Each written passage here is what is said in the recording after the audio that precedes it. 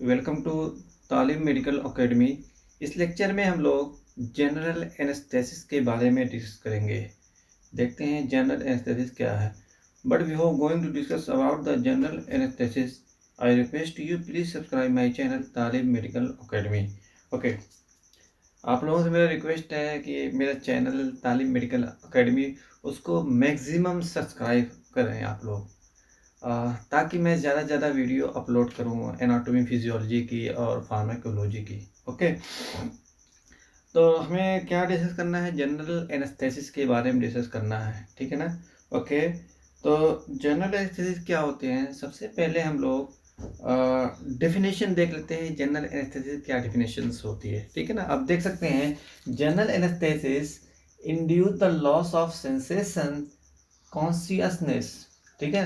तो हम कह सकते हैं general anaesthesia is the anaesthetics which induce the loss of sensation specially pain and consciousness and loss of consciousness.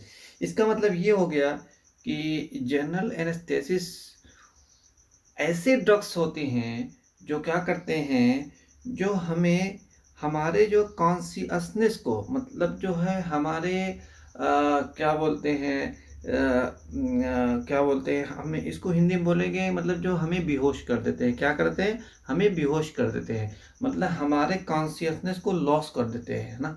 हमारा जो कॉन्शियस है वो खो जाता है, ठीक है ना। तो जनरल एनेस्थेसिस ऐसे ड्रग्स होते हैं जो क्या करते हैं, हमारे जो है कॉन्शियसनेस को, या मतलब होश को गायब कर देते हैं। मतलब एक सिंपल शब्द में कह सकते हैं, जो जनरल एनेस्थेसिस वो मेडिसिन या वो ड्रग्स होती हैं जो हमें क्या होते हैं, बेहोश कर देते हैं, मतलब हम होश में नहीं रहते हैं जनरल एनेस्थेसिस में को लेने के बाद। ओके, दूसरा पॉइंट क्या है? विच induce the loss of sensation. और उसके साथ साथ क्या करते हैं, ये सेंसेशन को लॉस कर देते हैं, सेंसेशन को ख़त्म कर देते हैं, ठीक है ना। सेंसेशन मतलब रियलाइजेशन को, एहसास को, किसी चीज़ को महसूस करने को वो क्या करते हैं, ख़त्म कर देते हैं। जिससे किसी चीज़ का एहसास नहीं होता है, महसूस नहीं होता, फीलिंग नहीं होती है।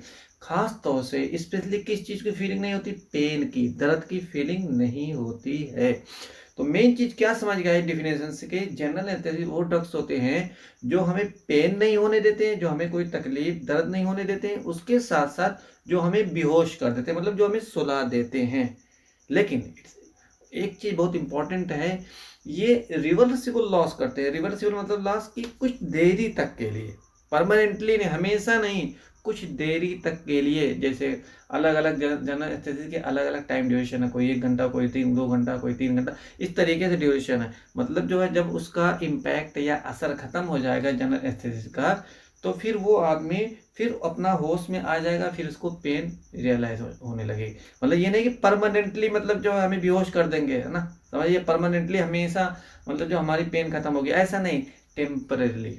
कितना? टेम्परेली, मतलब जितनी लंबी। अच्छा, इससे क्या निष्कर्ष निकलता है? देखिए, जनरल एनेस्थेसिस का मेन मतलब ये होता है, इसका जो है ये तब देते हैं जब हमें कोई मेजर बड़ी सर्जरी करनी होती है। जैसे मान ली हार्ट की कोई सर्जरी करना है या ब्रेन की सर्जरी करना है, तो जनरल एनेस्थेसिस नहीं देंगे तो वो बंदा, जिस पेशेंट पे की ब्रेन सर्जरी करना है, जिस पेशेंट की हार्ट की सर्जरी करना है, उसको अगर जनरल एनेस्थेसिस ड्रग्स नहीं देंगे, तो वो पर्सन, वो पेशेंट होश में रहेगा। होश में रहेगा तो उसको डर लगेगी, उसके सामने चीरेंगे फाड़ेंगे तो उसको डर लगेगी, वो सर्जरी नहीं करवाएगा, ठीक है ना।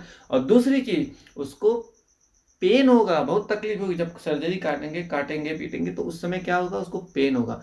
तो इससे क्या होता है, ये दोनों चीज गायब कर देती है। क्या? एक तो पेन खत्म कर देती है, पेन नहीं होती है। दूसरी चीज, होश में ही नहीं रहता है। जब आदमी, जैसे लग रहा है सो रहे हैं, जब होश में नहीं है, तो उसको, उसके साथ जो भी करो उसको पता नहीं चलेगा।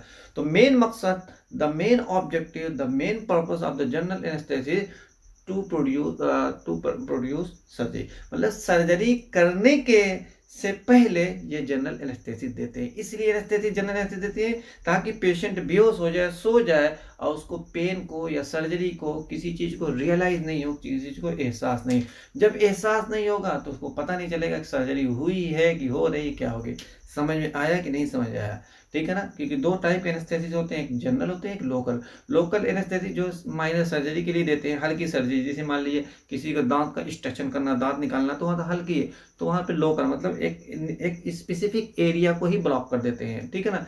जनरल एनेस्थेसिस क्या करते हैं, ये मेजर सर्जरी करने, मेजर में बड़ी सर्जरी, जैसे हार्ट सर्जरी, ब्रेन सर्जरी, इस किस्म के सर्जरी के लिए क्या देते हैं, जनरल एनेस्थेसिस देते हैं। अच्छा, जनरल एनेस्थेसिस क्या करता है, हमारी पूरी बॉडी को इफेक्ट कर देता है, जबकि लोकल एनेस्थेसिस क्या करता है, जिस एरिया में सर्जरी करते हैं उसी इफेक्ट करता है। जैसे मान लो टूथ की सर्जरी करें, दांत ही करना, दांत निकालना, तो उस एरिया में लोकल एनेस्थेसिस देंगे तो उस एरिया में ही पेन नहीं होगी। जबकि जनरल एनेस्थेसिस जो होता है वो हमारी पूरी बॉडी को इफेक्ट कर देगा, मतलब हमारी पूरी बॉडी को इफेक्ट करने का मतलब ये कि मतलब जो होश खो जाएगा आदमी, मतलब नींद में एकदम पूरा आ जाएगा, है ना? और उसके साथ साथ पेन नहीं होगी। तो हमें ये क्या समझ आया कि जनरल एनेस्थेसिस वो एनेस्थेसिस होता है जिसको इसलिए यूज़ करते हैं कि सर्जरी से पहले देते हैं ताकि आसानी से ऑपरेशन या सर्जरी किया जा सके, पेशेंट को डर ना हो। समझ रहा है कि नहीं समझ आ रहा? Now we are going to discuss about the classification of the general anaesthesia. अब देखते हैं जनरल एनेस्थेसिस का कितना।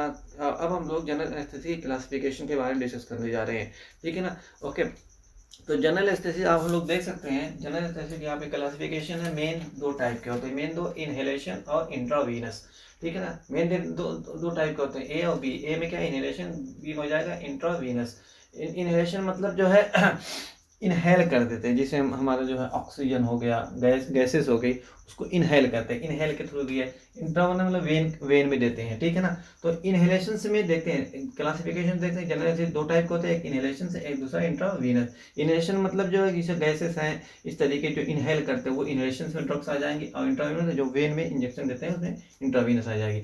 अब इनहेलेशन में देखें कितने टाइप के होता है, इनहेलेशन 2 टाइप के होते हैं, एक गैस होता है, दूसरा वोलेटाइल लिक्विड। अच्छा, गैस में कौन सी गैस है, नाइट्रस ऑक्साइड। कौन सी ऑक्साइड देते हैं, नाइट्रस ऑक्साइड। वोलेटाइल लिक्विड में देखते हैं कौन सी ड्रग देते हैं, हेलोथेन हो गया, इनफ्लुरैन, डिसफ्लुरैन, आइसोफ्लुरैन, ठीक है ना? ओके, ये हमने देखा इनहेलेशन का क्लासिफिकेशन। अब हम लोग देखते हैं इंट्रावीनस का क्लासिफिकेशन। इंट्रावीनस देखिए मेनली क्या होता है, नंबर 1 क्या हो जाएगा, बार्बिचुरेट, दूसरा क्या हो जाएगा, डिसोसिएटिव, नंबर 3 क्या हो जाएगा, बेंजोडाइजिपाइन, नंबर 4 हो जाएगा ओपियाइड, नंबर 5 हो जाएगा मिसेलेनियस। मिसेलेनियस मतलब अदर, ठीक है ना? तो इंट्रावीनस में सबसे पहले क्या है, बार्बिचुरेट। बार्बिचुरेट में देखते हैं कौन सी ड्रग है, थायोपेंटोन सोडियम, एक ड्रग्स है। फिर दूसरा देखा इंट्रावीनस में, दूसरा क्लासिफिकेशन क्या है, डिसोसिएटिव। डिसोसिएटिव में कौन सी ड्रग्स है, कीटामाइन है। कौन सी ड्रग है, कीटामाइन है। फिर थर्ड जो इंट्रावीनस का क्लासिफिकेशन है, बेंजोडाइजिपाइन। बेंजोडाइजिपाइन में कौन सी ड्रग्स है, डाइजिपाम नंबर 1, नंबर 2 दूसरी ड्रग कौन है, लोराज़िपाम। फिर उसके बाद नंबर 4 का इंट्रावीनस का क्लासिफिकेशन देख रहे हैं, कौन है, ओपियाइड। ओपियाइड में कौन सी ड्रग है, फेंटानाइल। कौन सी ड्रग है, फेंटानाइल। फिर उसके बाद नंबर 5 देख रहे हैं इंट्रावीनस है, क्या क्लासिफिकेशन है, मिससेलिनियस। मिससेलिनियस मतलब कि अदर्स, ठीक है ना? उसमें कौन सी ड्रग्स है, प्रोपोफॉर। कौन सा है, प्रोपोफॉर और इटामाइड। तो इस तरीके से हम लोगों ने डेफिनेशन देखा, क्लासिफिकेशन देखा। Now we will be discussing about the mechanism of action of the general anaesthesia. अब हम लोग जनरल एनेस्थेसिस का मैकेनिज्म ऑफ एक्शन के बारे में डिस्कस करेंगे। देखिए, जनरल एनेस्थेसिस के मैकेनिज्म एक्शन के डिस्कस करने पहले मैं आप लोगों से बताना चाहता हूँ, देखिए कि फार्माकोलॉजी में सबसे इंपॉर्टेंट, सबसे टफ जो चीज़ होती है, मैकेनिज्म ऑफ एक्शन। किसी भी ड्रग की मैकेनिज्म ऑफ एक्शन सबसे टफ होती है, बाकी चीज इजी होती है as compare to mechanism action, ठीक है ना? तो now we need to 100% attention here. Okay, अब हम लोगों को 100% अटेंशन देने की जरूरत है, क्योंकि ये बहुत टेक्निकल चीज होती है मैकेनिज्म ऑफ एक्शन। तो अब हम लोग जनरल एनेस्थेसिस की मैकेनिज्म एक्शन पढ़ने जा रहे हैं। तो मैकेनिज्म ऑफ एक्शन पढ़ने से पहले कुछ चीजें समझ जाते हैं। जब वो चीजें समझ जाएंगे तो हम लोग आसानी से मैकेनिज्म ऑफ एक्शन समझ जाएंगे, ठीक है ना? क्योंकि मैकेनिज्म ऑफ एक्शन कभी रटा मत लिया करो, हमेशा समझ के पढ़ा करो, तब नहीं भूलेगी। देखिए, मैकेनिज्म ऑफ एक्शन किसकी, जनरल एनेस्थेसिस। जनरल एनेस्थेसिस में कौन सी ड्रग्स, जैसे जनरल एनेस्थेसिस में बहुत सारी ड्रग्स होती है, इसमें हम लोग किस ड्रग की मैकेनिज्म एक्शन को पढ़ने जा रहे हैं, हैलोथेन, जैसे प्रोपोफॉल हो गया, हैलोथेन हो गया, ठीक है ना? और क्या बोलते हैं, बेंजोडाइजिपाइन, ठीक है ना। इस ड्रग की हम लोग क्या पढ़ने जा रहे हैं, मैकेनिज्म ऑफ एक्शन, ठीक है ना। तो अब देखिए मैंने बोला था मैकेनिज्म एक्शन पढ़ने से पहले हम लोग कुछ चीजें उसको समझ लेते हैं, ठीक है ना। अब हम लोग ये देख रहे हैं ये हमारी क्या सेल मेम्ब्रेन है, क्या है ये हमारी सेल मेम्ब्रेन है। हम जानते हैं सेल मेम्ब्रेन हमारी फास्फोलिपिड की बनी होती है, ठीक है ना। ये देखिए सेल मेम्ब्रेन, ये देखिए सेल मेम्ब्रेन। तो सेल मेम्ब्रेन पे जो देखते हैं यहाँ पे एक चैनल्स है, यहाँ पे क्या है, एक चैनल्स है। इस चैनल को क्या बोलेंगे, लिगैंड गेटेड क्लोराइड चैनल। हम देख रहे हैं सेल मेम्ब्रेन है, सेल मेम्ब्रेन पे क्या है, एक चैनल्स है, उस चैनल को बोलेंगे मेम्ब्रेन गेटेड क्लोराइड चैनल। इस चैनल का क्या नाम है, मेम्ब्रेन गेटेड क्लोराइड चैनल है, ठीक है। ये सेल मेम्ब्रेन है, ओके। ये सेल मेम्ब्रेन का आउटर एरिया देख हम देख सकते हैं, आउटसाइड द सेल, सेल के सेल ये sorry outside the cell, cell के ये बाहर का पार्ट है, ये इनसाइड द सेल, सेल के अंदर का पार्ट है। ये सेल मेम्ब्रेन है, तो सेल मेम्ब्रेन के बाहर वाला जो पार्ट होता है सेल के बाहर का पार्ट बोलते हैं। सेल मेम्ब्रेन के अंदर वाला जो पार्ट बोलता है उसको बोलेंगे सेल के अंदर वाला पार्ट। तो ये इनसाइड द सेल मतलब सेल के अंदर वाला पार्ट हो गया, ये आउटसाइड द सेल मतलब सेल के बाहर वाला पार्ट हो गया, ये हमारी क्या होगी, सेल मेम्ब्रेन। तो हम जानते हैं कि वही सब्सटेंस वही ड्रग्स मॉलिक्यूल सेल मेम्ब्रेन को क्रॉस कर पाएंगे जो लिपिड सॉल्युबल होंगे आसानी से, क्योंकि हमारी सेल मेम्ब्रेन लिपिड की बनी होती है। लेकिन जो आयन होंगे, जो चार्ज पार्टिकल होंगे, जैसे sodium, potassium, calcium, magnesium chloride, वो क्या सेल मेम्ब्रेन को आसानी से नहीं क्रॉस कर पाएंगे। तो ऐसे जो चार्ज पार्टिकल्स हैं उनको क्रॉस करने के लिए हमें क्या जरूरत पड़ती है, चैनल की जरूरत पड़ती है। तो ये जो सीधे यहाँ से डायरेक्टली नहीं क्रॉस कर पाएंगे ये जो, तो चार्ज पार्टिकल देख रहे हैं हम, तो ये क्लोराइड क्या है, एक क्लोराइड क्या है, एक चार्ज पार्टिकल है। इसमें क्या क्लोराइड का जो है सेल के बाहर से सेल के अंदर आना, इसकी मेन मैकेनिज्म यही है, क्लोराइड का सेल के बाहर से सेल के अंदर आना है। लेकिन ये क्लोराइड यहाँ से, अगर क्लोराइड यहाँ से आना चाहे, यहाँ से आना चाहे, तो यहाँ से सेल मेम्ब्रेन को क्रॉस करके नहीं आ पाएगा, क्योंकि हमारी सेल मेम्ब्रेन लिपिड की बनी होती है।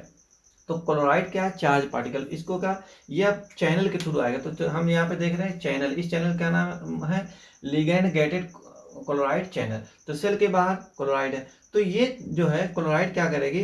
तो अब इसको देखते हैं, सबसे पहले इसका अरेंजमेंट देख लें, ये कैसे बना होता है, ठीक है ना। ये क्या बोलते हैं, लिगैंड गेटेड क्लोराइड चैनल को देखते हैं ये बना किसका है। देखिए ये पेंटामेरिक होता है, जिसे दो अल्फा सब यूनिट इसमें होते हैं, एक अल्फा ये एक अल्फा, दो अल्फा सब यूनिट हो गए, दो बीटा सब यूनिट, एक बीटा सब यूनिट ये हो गए, एक बीटा सब यूनिट ये हो गया। तो दो अल्फा सब यूनिट और दो बीटा सब यूनिट होते हैं और एक गामा सब यूनिट होते हैं। पेंटा हो गया, मोनो डाई ट्राई टेट्रा पेंटा, पेंटामेरिक होते हैं, ठीक है ना। उसके साथ साथ हम देख रहे हैं, देखिए ये अल्फा सब यूनिट हो गया, ये अल्फा सब यूनिट, ये एक बीटा सब यूनिट, ये एक गामा सब यूनिट हो गया, फिर ये अल्फा सब यूनिट हो गया, फिर ये बीटा सब यूनिट हो गया। उसके साथ साथ हम देख रहे हैं ये जो हरा कलर जो दिख रहा है बीटा सब यूनिट पे देख रहे हैं हम, क्या ये हरा ग्रीन कलर जो दिख रहा है वो क्या है, गाबा ए रिसेप्टर। कौन से रिसेप्टर है, गाबा ए रिसेप्टर। ये जो ग्रीन कलर का जो दिख रहा है ना इतनी दूर तक, ये क्या है, GABA A receptor. It's very very important to understand about the GABA A receptor, क्योंकि यहीं पे ये मेन ड्रग यहीं पे काम करेगी, ठीक है ना। तो गाबा ए रिसेप्टर्स हम देख रहे हैं कि लिगैंड गेटेड क्लोराइड चैनल किसका बना होता है, पेंटामेरिक सब यूनिट होती है। दो अल्फा सब यूनिट, ये एक अल्फा सब यूनिट, एक अल्फा सब यूनिट ये हो गई, दो बीटा सब यूनिट, एक बीटा सब यूनिट ये हो गई, एक बीटा सब यूनिट ये हो गई, एक बीटा सब यूनिट ये हो गई, फिर एक गामा सब यूनिट ये हो गई। उसके साथ साथ क्या होता है, बीटा सब यूनिट पे क्या होगी, एक गाबा ए रिसेप्टर्स होंगे, गाबा ए रिसेप्टर होंगे। ये देख रहे हैं गाबा सब ए रिसेप्टर, गाबा ए रिसेप्टर्स है, ठीक है ना। समझ आ गया कि नहीं समझ आया। अब देखिए ये अभी जो है, अभी हम जनरल एस्थेसिस नहीं दिए, अब देख रहे हैं ना। तो अगर ये क्लोराइड को अगर आना होगा तो कहाँ से क्रॉस कर पाएगी, चैनल को नहीं क्रॉस पाएगी, क्योंकि ये क्लोज है, ये क्या है, चैनल बंद है। ये चैनल क्या है, बंद। आप देख सकते हैं ये क्लोराइड को सेल के बाहर से सेल के अंदर आ रहा है, और ये किसके through, ligand gated chloride channel के थ्रू आना। लेकिन ये चैनल अभी बंद है, अभी हमने कोई जनरल एनेस्थेसिस नहीं दिया, इसलिए क्लोराइड ये चैनल बंद है, तो इसलिए क्लोराइड यहाँ से नहीं आ पाएगा। समझ आया कि नहीं, ये जानना बहुत जरूरी है कि अभी हमने जनरल एनेस्थेसिस नहीं दिया। जब जनरल एनेस्थेसिस नहीं दिया तो ये जो है लिगैंड गेटेड क्लोराइड चैनल ये क्या बंद है। आप देख सकते हैं ना, सब बंद है कि नहीं, देखिए बंद है कि नहीं, बंद है कि नहीं। तो क्लोराइड चाह के भी सेल के बाहर से सेल के अंदर नहीं आ पाएगी, ठीक है ना। क्यों, क्योंकि ये चैनल बंद है। अब देखिए जब जनरल एनेस्थेसिस देखते हैं, अब now we are going to discuss about the mechanism of action of the general anaesthesia. अब देखिए जनरल एनेस्थेसिस का हम लोग मैकेनिज्म एक्शन पढ़ने अब जा रहे हैं, ठीक है ना। पहले हमने समझ लिया, अब मैकेनिज्म पढ़ने जा रहे हैं, अब हम लोगों को समझ आ जाएगी। अब देखिए जीए मतलब जनरल, ए से एनेस्थेसिस, ये क्या है, जनरल एनेस्थेसिस है, ठीक है ना। अब हमने जनरल एनेस्थेसिस दिया, जब जैसे ही जनरल एनेस्थेसिस देते हैं तो ये हमारा क्या गाबा है। गाबा को क्या बोलते हैं, gamma amino butyric acid. Gamma amino butyric acid क्या है, एक न्यूरोट्रांसमीटर्स होते हैं। गाबा, गाबा है, गाबा को लॉन्ग में क्या कहते हैं, जी से गामा, ए से अमाइनो, बी से ब्यूटाइरिक, ए से एसिड। तो गामा अमाइनो ब्यूटाइरिक एसिड एक क्या होते हैं, न्यूरोट्रांसमीटर होते हैं। कहाँ पे पाए जाते हैं, सेंट्रल नर्वस सिस्टम में पाए जाते हैं, या कह सकते हैं शॉर्ट में सीएनएस में पाए जाते हैं, ठीक है ना। तो हमने देखा, गाबा को देख लिया। तो जैसे ही जनरल एनेस्थेसिस हमने दिया, जनरल एनेस्थेसिस पेशेंट को दिया, जिसकी सर्जरी करना है, जनरल एनेस्थेसिस दिया, तो जनरल एनेस्थेसिस जब लिया पेशेंट लेगा तो उस समय ये गाबा क्या करेगा, ये गाबा है, ये गाबा क्या करेगा, गाबा जनरल एनेस्थेसिस दिया पेशेंट को। जैसे ही जनरल एनेस्थेसिस दिया पेशेंट, जब पेशेंट जनरल एनेस्थेसिस ले ली, तो अब ये गाबा क्या है, जो न्यूरोट्रांसमीटर होता है, सेंट्रल नर्वस सिस्टम में पाया जाता है, ये क्या करेगा, तो तुरंत जाके क्या करेगा, ये गाबा ये क्या करेगा, ये जो है गाबा ए रिसेप्टर, ये जो है क्या करेगा, यस, ये तुरंत जो गाबा ए रिसेप्टर से क्या करेगा, बाइंड करेगा। क्या करेगा, गाबा ए रिसेप्टर से क्या करेगा, बाइंड करेगा। जनरल एनेस्थेसिस हमने दिया पेशेंट को, जब जनरल एनेस्थेसिस पेशेंट को दिया तो गाबा ए रिसेप्टर क्या करेगा, इससे बाइंडिंग करना और बढ़ा देगा, इससे बहुत ज्यादा बाइंड करने लगेगा। जब इससे बाइंड बहुत करने लगेगा तो उस समय क्या होगा, यस, इसके इस गाबा ए के इससे गाबा की गाबा ए से बहुत ज्यादा जब बाइंडिंग होने लगेगी, तो ये देख रहे हैं, ये बीच में क्या होता है, ये चैनल होता है, ये जो बीच में क्या होता है, देखिए ये बीच में क्या होता है, चैनल होता है, ये बीच में क्या होता है, चैनल, क्लोराइड चैनल्स होता है। ये क्लोराइड चैनल के बीच में क्या होता है, होल रहेगा, ये होल खुल जाएगा, ये होल क्या हो जाएगा, खुल जाएगा, होल क्या खुल गया। अब क्या, होल खुल गया, ठीक है ना, समझ आया कि नहीं। अब देखिए होल खुला कि नहीं खुला, अब देखिए होल खुल गया। कब खुला, जब जनरल एनेस्थेसिस को पेशेंट को दिया, तो पेशेंट जब जनरल एनेस्थेसिस लिया तो गाबा जो न्यूरोट्रांसमीटर होता है, सीएनएस में पाया जाता है, वो क्या किया तुरंत, फिर उसके बाद क्या करेगा, गाबा ए रिसेप्टर से बाइंड कर देगा। गाबा ए रिसेप्टर कहाँ पे होता है, लिगेंड गेटेड क्लोराइड चैनल पे होता है। उससे बाइंड जब करेगा, या बाइंडिंग उसकी बढ़ जाएगी, तो क्या होगा, यहाँ पे जो ये जो है, ये चैनल थे, जो क्लोराइड चैनल थे, ये क्लोराइड चैनल खुल गए। अब ये चैनल क्लोराइड चैनल खुल गए, तो अब जो है देखेंगे, अब ये क्लोराइड सेल के बाहर से सेल के अंदर आएगा। चैनल खुल गया ना, सेल के इस चैनल के थ्रू सेल के अंदर आएगा। अब क्लोराइड जो यहाँ पे है, कहाँ पे आ गया, सेल के अंदर आ गया, ठीक है। पहले क्यों नहीं आया था, क्योंकि ये चैनल बंद था। लेकिन जब जीए दिए, जनरल एनेस्थेसिस दिए, तो गाबा क्या करा, इसकी बाइंडिंग गाबा रिसेप्टर से बहुत ज्यादा बढ़ जाएगी। जैसे ही गाबा रिसेप्टर से बाइंड करेगा, जैसे ही बाइंड करेगा, गाबा गाबा ए रिसेप्टर से बाइंड करेगा, तो ये क्या, क्लोराइड चैनल खुल गए। जब क्लोराइड चैनल खुल जाएंगे तो ये क्या करेगा, क्लोराइड सेल के बाहर से सेल के अंदर आसानी से आ जाएगा। तो सेल के अंदर अब देखिएगा, जब बाहर से बहुत तेजी से क्लोराइड आएगा, सेल के अंदर चार्ज, निगेटिव चार्ज बहुत ज्यादा बढ़ जाएंगे। कि देखिए क्लोराइड निगेटिव चार्ज होता है ना, बहुत ज्यादा निगेटिव चार्ज बढ़ जाएंगे, ठीक है ना। जब बहुत ज्यादा निगेटिव चार्ज सेल के अंदर बढ़ जाएंगे, तो अब इसमें क्या होगा, हाइपर पोलराइजेशन बोलते हैं। क्या होगा, हाइपर पोलराइजेशन होगा। हाइपर पोलराइजेशन होना का मतलब कि निगेटिव चार्ज का बढ़ जाना हाइपर पोलराइजेशन कहा था। तो निगेटिव चार्ज सेल के अंदर बढ़ जाएगा तो हाइपर पोलराइजेशन होगा। हाइपर पोलराइजेशन मतलब सेल के अंदर निगेटिव चार्ज बढ़ जाना। अब इसके बाद क्या होगा, अंदर जो है, अब जो है फर्दर आगे जो है मैसेज या इंफॉर्मेशन नहीं पहुंचेगी। मतलब आगे जो इंफॉर्मेशन नहीं पहुंचेगी, समझे। तो होगा क्या ना, अगर कोई आगे इंफॉर्मेशन ना पहुंचेगी, ना कोई एक्शन पोटेंशियल जनरेट होगा। तो इस कंडीशन में क्या होगा, जब आगे जब कनेक्शन कट जाएगा, जब कोई इंफॉर्मेशन नहीं पहुंचेगी, तो पेशेंट क्या हो जाएगा, पेशेंट क्या हो जाएगा, कॉन्सियसनेस हो जाएगा, मतलब बेहोश हो जाएगा, मतलब सो जाएगा। समझ जाएगा क्यों, क्योंकि कनेक्शन कट गया। कनेक्शन क्यों कटा, क्योंकि क्लोराइड क्या सेल के बाहर से सेल के अंदर आ गया। जब क्लोराइड, हमेशा जान लीजिए, क्लोराइड सेल के बाहर से सेल के अंदर आएगा, तो उस कंडीशन को बोलेंगे क्या, हाइपर पोलराइजेशन। इसका मतलब कि सेल के अंदर निगेटिव चार्ज बढ़ गया। जब हमारी बॉडी में सेल के अंदर जो है मसल्स के अंदर ठीक है ना, क्या बोलते हैं, सेल के अंदर जो है निगेटिव चार्ज बढ़ता है, उस कंडीशन में पेशेंट क्या होता है, कॉन्शियस हो जाता है, अनकॉन्शियस हो जाता है। अनकॉन्शियस मतलब बेहोश हो जाता है। जब सेल के अंदर क्लोराइड आयन बढ़ेंगे तो इसका मतलब सेल के अंदर निगेटिव चार्ज बढ़ेंगे। जब सेल के अंदर बहुत ज़्यादा निगेटिव चार्ज बढ़ेंगे तो उस कंडीशन को बोलेंगे हाइपर पोलराइजेशन। हाइपर पोलराइजेशन से क्या हो जाएगा, पेशेंट क्या हो जाएगा, अनकॉन्शियस हो जाएगा, मतलब बेहोश हो जाएगा, मतलब सो जाएगा। और मेन मकसद क्या था, जनरल एनेस्थीसिया का मेन मकसद था यही ना, सुलाना, मतलब बेहोश करना। जब नहीं सोएगा तो पेन कुछ एहसास नहीं होगी। तो हम लोगों ने जनरल एनेस्थीसिया के मैकेनिज्म एक्शन का डिस्कस कर लिया। Now we are going to discuss about the adverse effect या side effect of the general anaesthesia. Side effect में देखिए, मसल एक मतलब मसल में पेन होगी, फिर ड्राइनेस ऑफ माउथ, माउथ क्या हो जाएगा, ड्राई हो जाएगा, नोजिया होगी है ना, वोमिटिंग होगी, इस किस्म की फिर तकलीफ होगी। फिर उसके बाद हम लोग यूजेस के बारे में डिस्कस करेंगे, जनरल एनेस्थीसिया क्या यूज होता है, जिसका इसका यूज क्या होता है, यूज फॉर सर्जरी। किसका जनरल एनेस्थीसिया का यूज कहाँ किया जाता है, सर्जरी के लिए, वो भी मेजर सर्जरी में यूज किया जाता है। मेजर सर्जरी में क्यों यूज किया जाता है, इसलिए यूज किया जाता है ताकि पेशेंट सर्जरी से पहले ही अनकॉन्शियस हो, बेहोश हो जाए, सो जाए, ताकि उसको होश ना हो, उसको डर भी नहीं लगेगी तब कि हाँ सर्जरी हो रही, कैसे हो रही, क्या हो रही, कुछ एहसास नहीं होगा। तो मेन मकसद जो है जनरल एनेस्थीसिया का देने का मतलब कि मेजर, माइनर नहीं, मेजर बड़ी सर्जरी में देते हैं ताकि पेशेंट बेहोश हो जाए, पेशेंट सो जाए, ठीक है ना। टेम्परेरी सोता है, जितने घंटे का देते हैं उस हिसाब उतना ही। अगर मान लो कोई जनरल एनेस्थीसिया दिए 2 घंटा वो बेहोश करता है, 2 घंटा सोता है, तो 2 घंटा ही बेहोश रहेगा, उसके बाद फिर होश में आने लगेगा, ठीक है ना।